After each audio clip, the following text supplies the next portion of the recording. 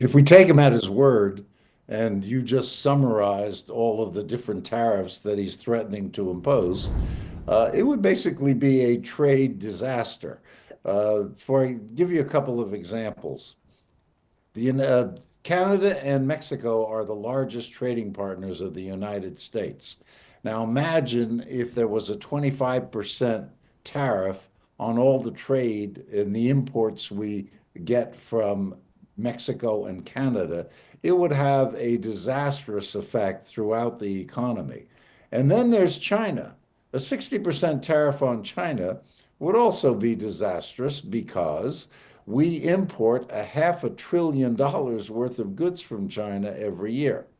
So it is likely that most of this won't happen and that it will simply be a device in a trade negotiation. But people are still worried.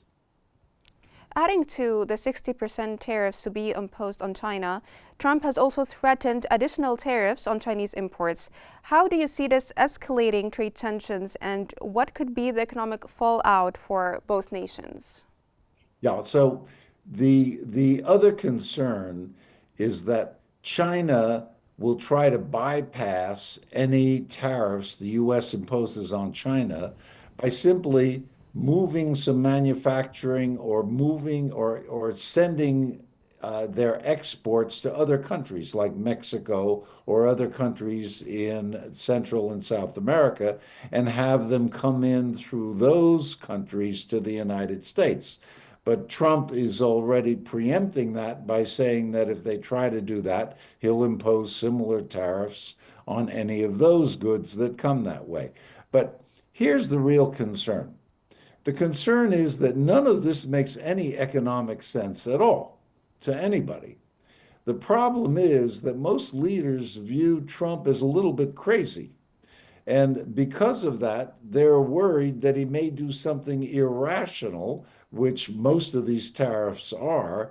And that is what has had people concerned.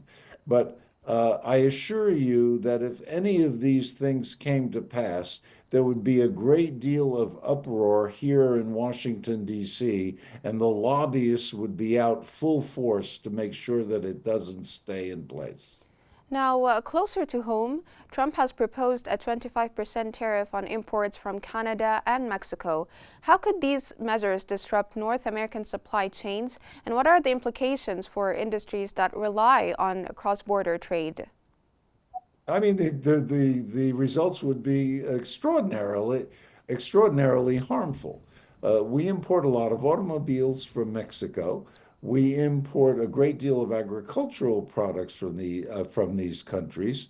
Prices would go up. It would be inflationary in the United States. So this is almost a laughable proposal. The problem is that what is what is likely to happen is that this will prompt immediate negotiations, and Trump is hoping for some wins, small wins in the negotiations with our trading partners that he can claim to be victories. But as they stand now, the numbers that are being proposed in terms of the tariffs don't make sense and, of course, cannot stand. Now, integrating the European Union into our conversation, Trump has also targeted European allies with a 10% tariff on global imports.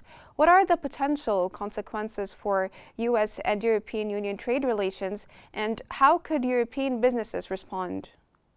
Yeah, the way that is also not a very that is also not a very likely event.